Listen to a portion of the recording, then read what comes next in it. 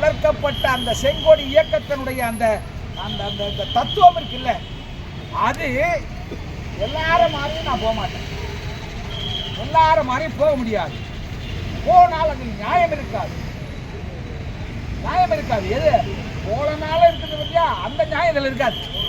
எனவேதான் இன்றைக்கு குடும்பங்களாக சேர்ந்து இந்த மணிமனை கமிட்டி இந்த போராட்டத்துக்கு திட்டமிட்டது நடந்திருக்கிறது.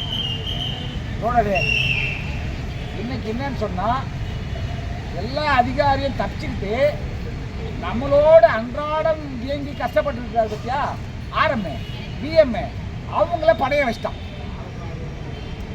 ஏன்னா இந்த கேள்விக்கு பதிலை அவர்களால் சொல்லவே முடியாது. இது பாலிசி மேட்டர். Policy matter. கவர்மெண்ட்டினுடைய அந்த காதுக்கு உரைக்கணும், அந்த டமாரா காடு கீழணும். கிழியலன்னு சொன்ன அசிங்கப்பட்டிருக்கு. இன்னைக்கு எல்லா மீடியாவுக்கும் போயிருக்கு. என்ன கூட்டுன்னு சொன்னா, அதாவது கசாப்பு கடைக்காரங்க தான் பத்தியா, அவனை நம்பி நிக்குது ஆடு. அதான் கூத்து.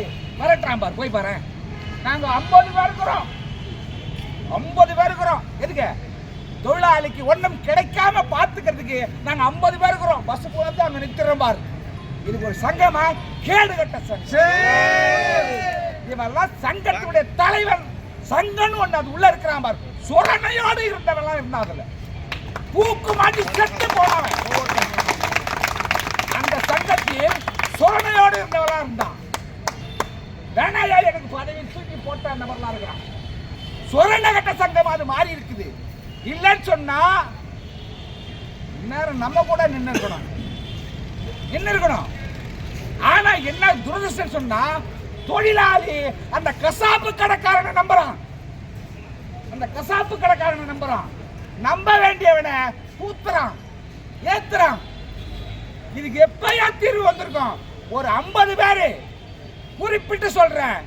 திமுக தலைமையிலான கீழே இருக்கிற எல்டிஎஃப் சங்கத்திலிருந்து 50 பேர் சொரணை உள்ள எவனா வந்து பாரு வெளியே.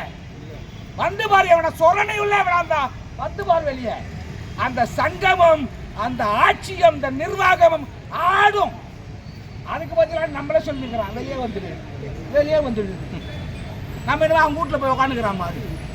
அவங்க வீட்டில் உட்காந்தா இங்கேயே நம்ம ரோட்டில் உட்கார போகிறோம், கேட்டில் உட்கார போகிறோம்.